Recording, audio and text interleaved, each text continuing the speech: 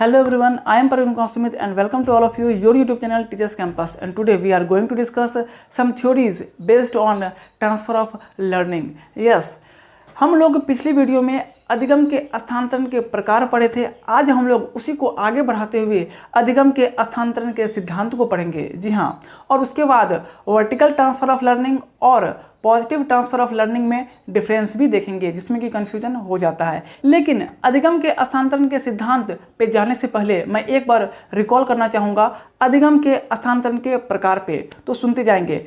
पहला हम लोगों ने पढ़ा था पॉजिटिव ट्रांसफर यानी कि धनात्मक स्थानांतरण, दूसरा नेगेटिव ट्रांसफर ऋणात्मक स्थानांतरण, तीसरा जीरो ट्रांसफर शून्य स्थानांतरण, चौथा हॉरिजॉन्टल ट्रांसफर क्षैतिज स्थानांतरण, पांचवा वर्टिकल ट्रांसफर लंबात्मक स्थानांतरण। लेकिन इसका नाम और भी होता है, लंबात्मक के अलावा वो होता है ऊर्ध्वाधर स्थानांतरण या ऊर्ध्व स्थानांतरण भी कहीं कहीं देखने को मिल जाएंगे। तो इसके वर्टिकल ट्रांसफर के तीन नाम कौन कौन? लंबात्मक स्थानांतरण, ऊर्ध्वाधर स्थानांतरण और ऊर्ध्व स्थानांतरण। छठा हम लोग देखेंगे यूनिलेटरल ट्रांसफर यानी कि एक पक्षिक स्थानांतरण। उसके बाद सातवां देखेंगे बाइलेटरल ट्रांसफर द्विपाक्षिक स्थानांतरण। जी हाँ, इतना हम लोगों ने इसके पहले वाले वीडियो में देखा था, और जिन लोगों ने अभी तक नहीं देखा है तो इस वीडियो को देखने के बाद आप जाके डिस्क्रिप्शन बॉक्स में लिंक दिया हुआ है, वहाँ पे जाके देख सकते हैं आराम से, और एक बार ज़रूर देखें ताकि अधिगम के स्थानांतरण के प्रकार और अधिगम के स्थानांतरण के सिद्धांत दोनों क्लियर हो जाएंगे। और फिर मैं इस वीडियो के बाद इस पर बेस्ड क्वेश्चन भी लाऊंगा जो कि अधिगम के स्थानांतरण के प्रकार और अधिगम के स्थानांतरण के सिद्धांत पे आधारित होगा। जी हाँ, तो अब हम लोग चलते हैं अधिगम के स्थानांतरण के सिद्धांत पे। जी हाँ, तो अधिगम के स्थानांतरण का जो सिद्धांत है उसमें मनोवैज्ञानिकों को लेकर बहुत सारा मतभेद बना हुआ है, और प्राचीन काल से ही वो इसमें इंटरेस्टेड भी थे। बहुत सारे मनोवैज्ञानिकों ने बहुत सारा आधार बताया किसका? अधिगम के स्थानांतरण के सिद्धांत का। लेकिन जो उसमें से मुख्य हैं उस पर आज हम लोग चर्चा करेंगे। तो मुख्यतः हम लोग आज 6 सिद्धांत पे यानी कि 6 सिद्धांत पे हम लोग आज चर्चा करेंगे। तो हम लोग अब बात करेंगे अधिगम के सिद्धांत के बारे में। जो 6 सिद्धांत हैं वो कौन कौन से हैं सुनते जाएंगे। मैं प्रत्येक का नाम लेता जाऊँगा और उसके बारे में फिर एलोबरेट करता जाऊँगा। तो मैं यहाँ से थोड़ी देर के लिए हट जाता हूँ और आप लोग सुनते रहेंगे मेरी आवाज़, और यहाँ पे लिखा हुआ टेक्स्ट आता रहेगा पूरे सिद्धांत। तो आप लोग देखते जाएं, मैं बोलता जाता हूँ। तो हम लोग अब देखेंगे कि स्थानांतरण के 6 सिद्धांत कौन कौन से हैं। तो पहला है मानसिक शक्तियों का सिद्धांत, थ्योरी ऑफ मेंटल फैकल्टीज। दूसरा है समरूप तथ्यों या अवयवों का सिद्धांत, थ्योरी ऑफ आइडेंटिकल एलिमेंट्स और कंपोनेंट्स। यहाँ पे तथ्य और अवयव 2 शब्द आ रहे हैं, तो दोनों का कुछ ना कुछ कारण है आने का। तो क्या बात है, क्या कारण है, वो जब मैं सिद्धांत ये पढ़ाऊंगा दूसरा, उस समय व्याख्या करूंगा। अभी बढ़ते हैं तीसरे सिद्धांत पे। तो तीसरा सिद्धांत है सामान्यीकरण का सिद्धांत यानी कि थ्योरी ऑफ जनरलाइजेशन। जी हाँ, चौथा सिद्धांत है सामान्य एवं विशिष्ट अंश का सिद्धांत, theory of general and specific factor. इसे हम लोग theory of G and S factor के नाम से भी जानते हैं। जी हाँ, पांचवा जो सिद्धांत है वो है पूर्णाकार का सिद्धांत यानी कि पूर्णाकार सिद्धांत, जिसे कि हम लोग गेस्टाल्ट थ्योरी कहते हैं। जी हाँ, और छठा और अंतिम सिद्धांत जो है वो है सीखने सिखाने का सिद्धांत, theory of learning to learn. Clear है? तो यहाँ पे मैंने 6 सिद्धांत बोला, और 6 को हम लोग प्रत्येक को बारी बारी से हम लोग देखेंगे उसके बारे में। तो हम लोग चलते हैं पहले सिद्धांत पे, जो हमने बोला था मानसिक शक्तियों का सिद्धांत, थ्योरी ऑफ मेंटल फैकल्टीज। तो शक्ति मनोविज्ञान सुनेंगे। शक्ति मनोविज्ञान मनुष्य की मानसिक शक्तियों को एक दूसरे से भिन्न और स्वतंत्र मानता है। जी हाँ, ये मानसिक शक्तियों को एक दूसरे से भिन्न और स्वतंत्र मानता है। यहाँ पे मानसिक शक्ति शब्द आया है, जिसका तात्पर्य क्या है सुन लेंगे। मानसिक शक्ति शब्द से तात्पर्य है अवलोकन, स्मृति, कल्पना, तर्क आदि शब्दों से। जी हाँ, इसका अगला पॉइंट सुनेंगे क्या कहता है ये सिद्धांत। इस सिद्धांत के अनुसार मानसिक शक्तियों के विकसित हो जाने पर व्यक्तियों में एक मानसिक कार्य प्रणाली बन जाती है। मानसिक शक्तियों के विकसित हो जाने पर व्यक्तियों में एक मानसिक कार्य प्रणाली बन जाती है जो सभी परिस्थितियों में सीखने में सहायक सिद्ध होती है। इसका अर्थ है, ये बोलना ये चाह रहा है कि हम लोग अगर किसी चीज़ में तर्क करते हैं या कुछ सोचते हैं तो वो आगे जाके वो तर्क काम आता है। अगला पॉइंट, इस सिद्धांत के अनुसार सीखने के स्थानांतरण में विषय वस्तु का नहीं बल्कि मानसिक शक्तियों का स्थानांतरण होता है। इसमें विषय वस्तु का स्थानांतरण ना होकर मानसिक शक्ति का स्थानांतरण होता है। जी हाँ, इससे स्पष्ट है कि जब हम किसी कार्य क्षेत्र में कुछ कार्य को करते हैं और उसमें जो हमारा तर्क का जन्म होता है, उस तर्क को हम लोग दूसरे क्षेत्र में भी इस्तेमाल करते हैं। उदाहरण के लिए, अगर कोई बच्चा गणित के क्वेश्चन को सॉल्व करता है और गणित में अच्छा है, दक्ष है, बहुत ही स्ट्रांग है उसका मैथमेटिक्स, तो उसके वो तर्क का इस्तेमाल वो अन्य क्षेत्र में भी कर सकता है। जैसे कि मान ले कि वो अन्य विषय जैसे फिजिक्स में वहाँ भी कर सकता है, लेकिन ये तर्क जो उसके मस्तिष्क में जन्म लिया है वो सिर्फ विषय वस्तु तक संबंधित ना होकर अन्य कार्य क्षेत्रों में भी होगा। वे अपने व्यवहारिक जीवन में इस्तेमाल कर सकता है, वो किसी परिस्थिति में सामंजस्य को स्थापित करने में वहाँ पर तर्क का इस्तेमाल कर सकता है। तो ये था मानसिक शक्ति का सिद्धांत।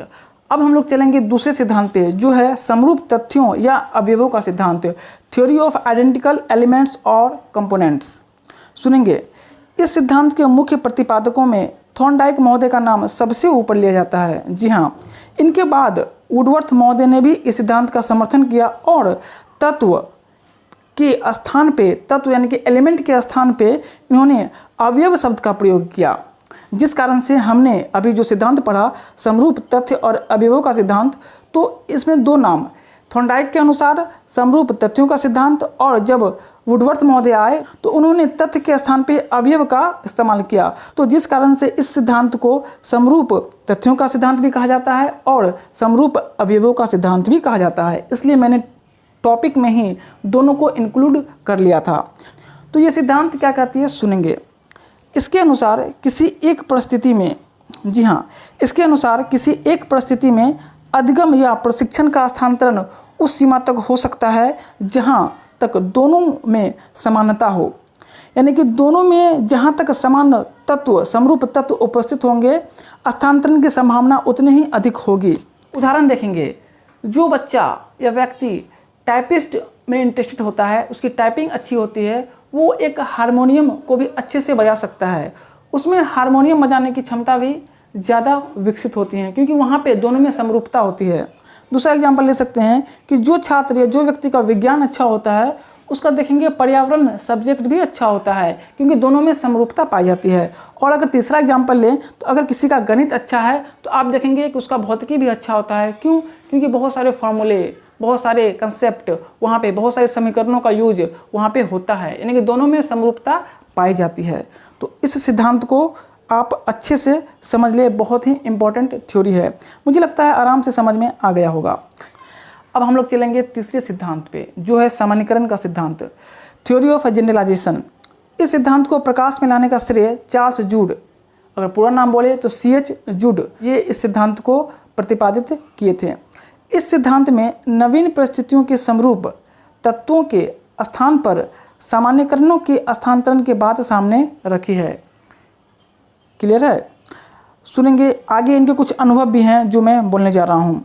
अपने कुछ अनुभवों के आधार पर एक व्यक्ति कोई सामान्य सिद्धांत पर पहुँच जाता है।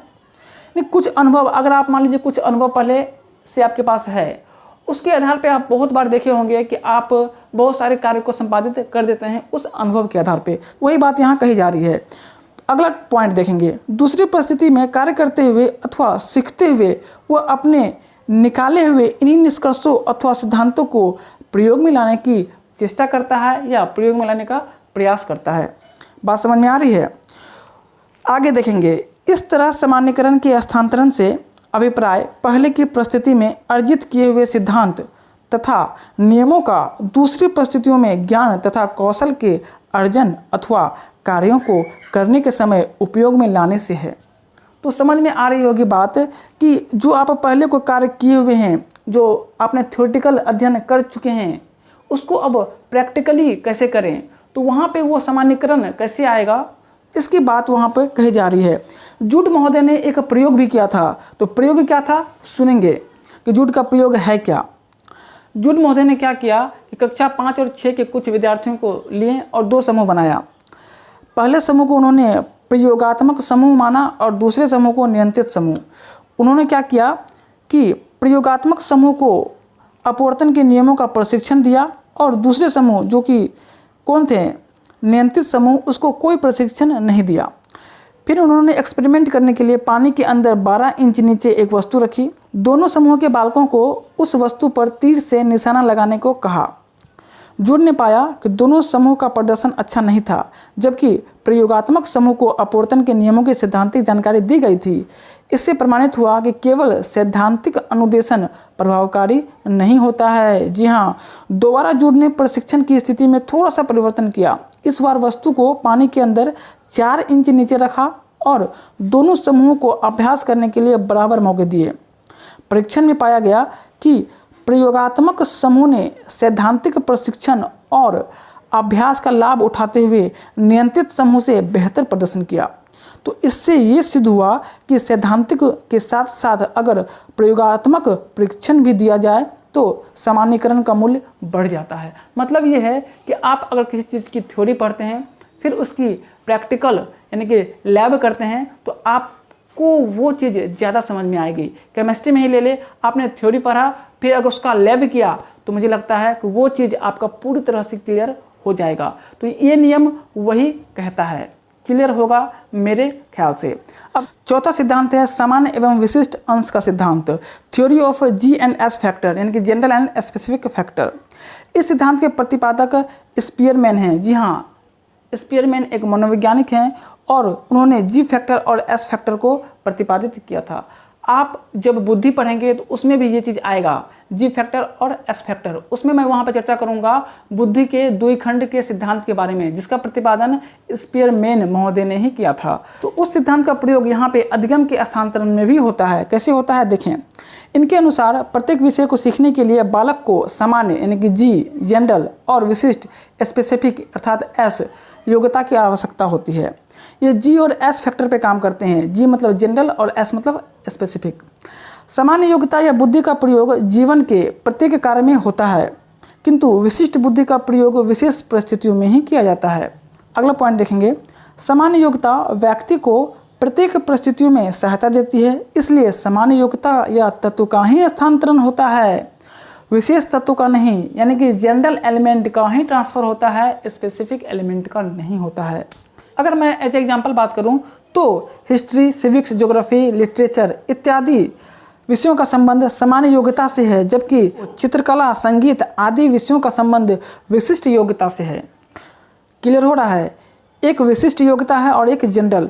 तो जो ट्रांसफ़र होता है अधिगम का, वो किसका होता है, सामान्य का, जनरल का। मेरे ख्याल से ये क्लियर होगा चौथा सिद्धांत। अब चलते हैं पांचवां पे। पांचवां है पूर्णाकार सिद्धांत यानी कि गेस्टाल्ट थ्योरी। इस सिद्धांत का प्रतिपादन गेस्टाल्ट मनोवैज्ञानिकों ने किया। जी हाँ, जिसमें कि कोहलर, कोफ्का, वर्दिमर इत्यादि मुख्य हैं।